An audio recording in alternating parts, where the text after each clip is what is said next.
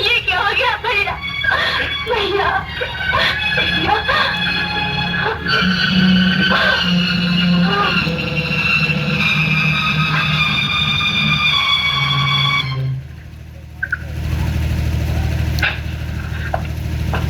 किसे फोन कर रही हो?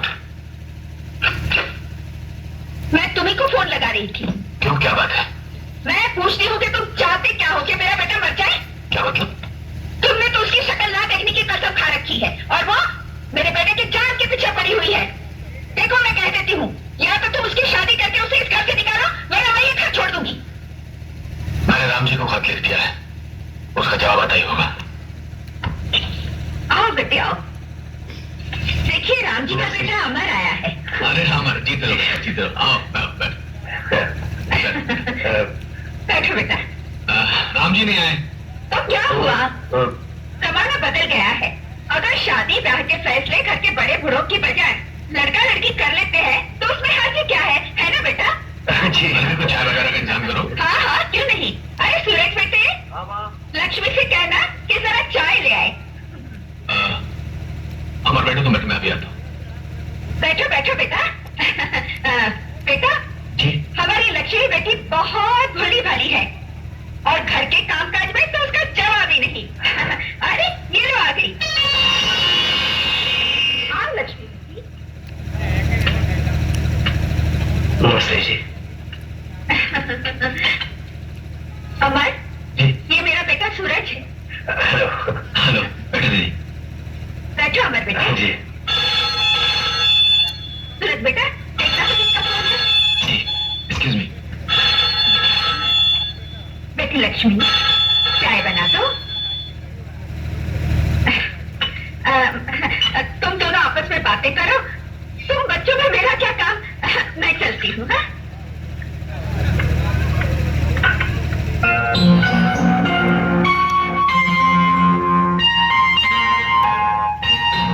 बाबूजी कहते थे कि तुम लाखों में एक हो, लेकिन मुझे तो लगता है कि तुम्हारे जैसा इस दुनिया में कोई है ही नहीं।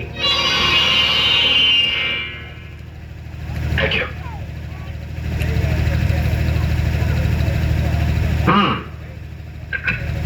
मैं अपने बारे में कुछ बता दूं?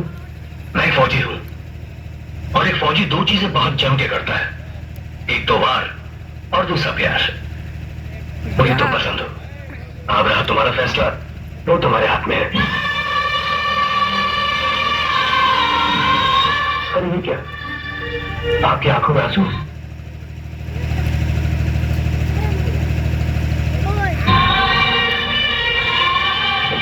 देखिए, आंसुओं की कोई रंग नहीं होती है। जब तक बताया ना जाए पता नहीं चलता कि वो दुख के हैं या खुशी के।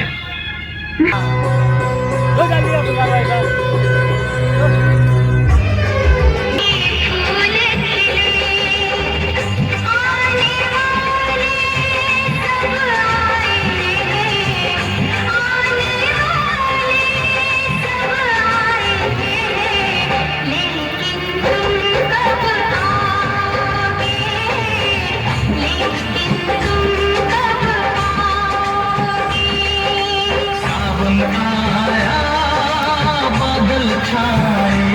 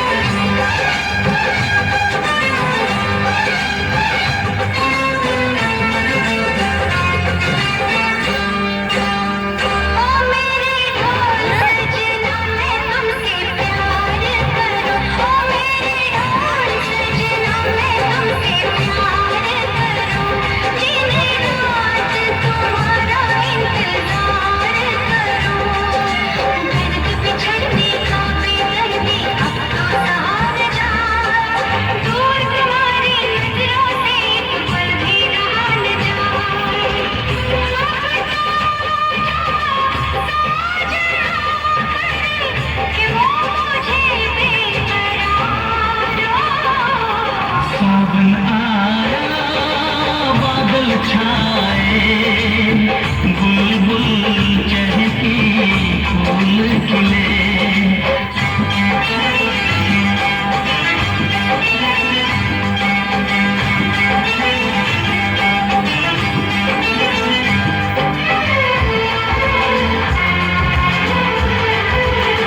ओ मेरी जिंद मेरी ये मैं दिल हार गया ओ मेरी जिंद मेरी ये मैं दिल हार गया घर में जो तुम्हारे पहली बार गया जल्दी आऊंगा मैं लेके झोली और बारात बना के दुल्हन ले जाऊंगा तुमको अपने साथ साजन के घर आने का तुम कर लेना इंतजार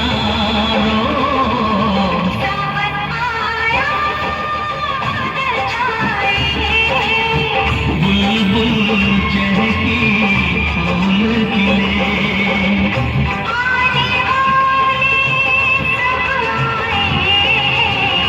आने वाले सब आए हैं लेकिन तुम कब आओगे लेकिन तुम कब आओगे लेकिन तुम कब आओगे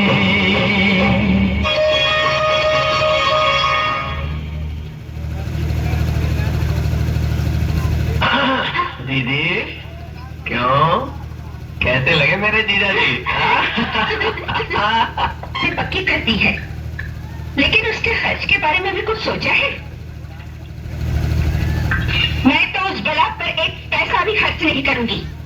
पहने हुए कपड़ों में इस चौखट से बाहर नहीं किया तो मेरा नाम भी ममता नहीं। तुम्हारा नाम ममता जरूर है माँ, मगर तुम्हारे अंदर ममता जैसी कोई चीज ही नहीं। सूरज, ये सब तुम्हारे साथ चढ़ाने और बेइंतहा लाड प्यार करने का असर है, वरना सेठ धनराज के घर के संस्कार ऐसे नहीं थे। किस संस्कार की बात कर रहे हैं आप सेठ साहब? बेटी को बाप के सामने घूंघट निकालना पड़ता है, क्या इस संस्कार की बात कर रहे हैं आप? सूरज, आपकी गाय जैसी बेटी आपके मुंह से बेटी शब्द सुनने के लिए तरसती रहती है, या इन संस्कारों की बात कर रहे हैं आप? सूरज, अपनी ही बेटी को अभागन और मनुष्य का नाम देकर जिंदगी भर उसे नफरत करते रहे आप, या फिर उन संस्कारों की बात कर रहे हैं आप? सूरज, संस्कारों की दुहाई देने का हक सिर्फ माँ बाप का होता है सेठ साहब, और माँ बाप बनने के लिए सिर्फ औलाद को पैदा कर देना ही काफी नहीं होता।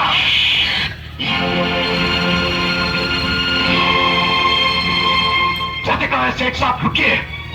सिर्फ थप्पड़ मार देने से आपकी जिम्मेदारियां खत्म नहीं हो जाती। मैं अपनी बहन की शादी के लिए आपसे चेक साइन करवाने लाया हूं।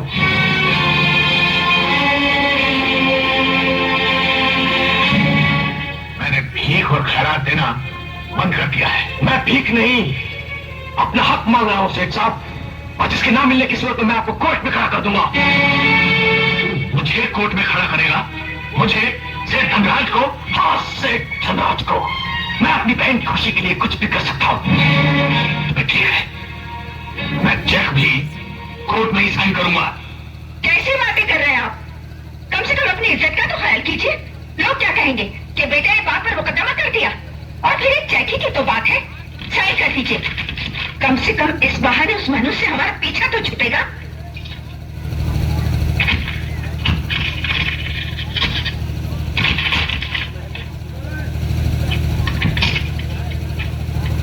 ये ले, मगर इतना याद रखना, आज के बाद तुझे मेरी दौलत में से फूटी कौड़ी भी नहीं मिलेगी। टूटता हूं मैं आपकी दौलत पर, टूटता हूं मैं। हाथ से धनराज, टूटता हूं मैं आपकी इस दौलत पर। ठोकर मारता हूं मैं, ठोकर लात मारता हूं मैं। और अगर आज मेरी बहन की शादी ना होती तो मैं आपके सामने कभी नहीं आता। हाथ से धनराज, नफरत है मुझे आपकी इस दौलत से, नफरत है।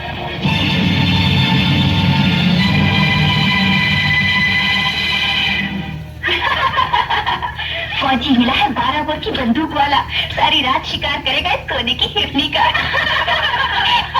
लेकिन किरण, तुझे कैसे पता? तुम्हारी तो शादी हुई ही नहीं। मुझे एक फौजी की बीवी ने बताया था।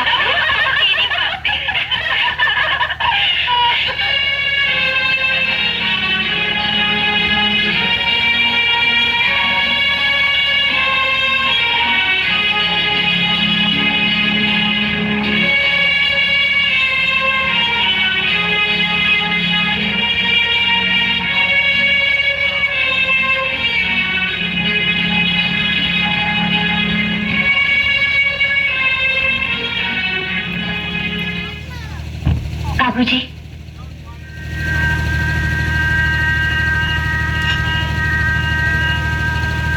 बाबूजी, माफी चाहती हूँ जो बिना आपकी मर्जी आपके सामने आई हूँ,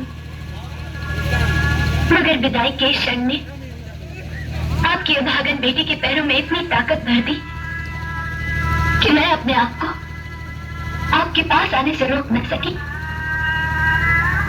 मेरे पैदा होते ही आपने मेरा मुंह न देखने का जो प्रण लिया था, वो प्रण न टूटे, इसलिए मैं कभी आपके सामने नहीं आई। आज मैं आपका घर आंगन छोड़कर जा रही हूँ, आपका आशीर्वाद लेने आई हूँ, मगर देखिए देखिए, आज भी मेरे मुंह पर घूंघट है,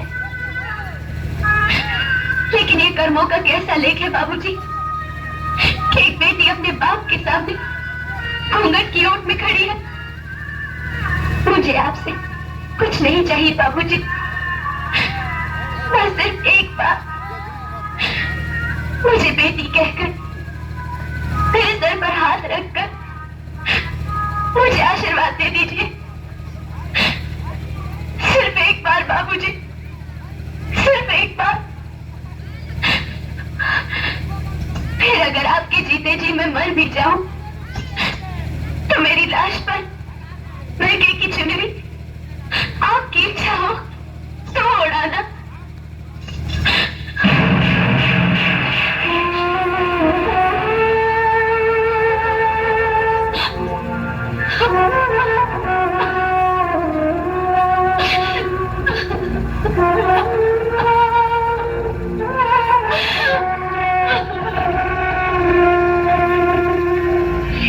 तू इस कंगाल करोड़पति से क्या मांग रही है दीदी?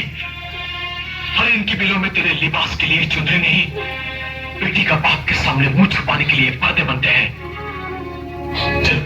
चलो उठो दीदी, रो मत। अरे सेठ, बेटी की विदाई की वक्त तो पत्थर भी दिल बन जाते हैं, मगर आपका तो दिल ही पत्थर बन चुका है। लोग तो औरों की बेटी का कन्यादान करके पुण्य कमाते हैं, पर आपके भाग्य में तो अपनी खुद की बेटी का कन्यादान नसीब नहीं। चलो दीदी, आज तक मैंने तुम्हारे भाई होने का फर्ज निभाया है, पर अब बाप होने का फर्ज भी मैं निभाऊंगा। हाँ दीदी, मैं तुम्हें विदा करूंगा। चलो।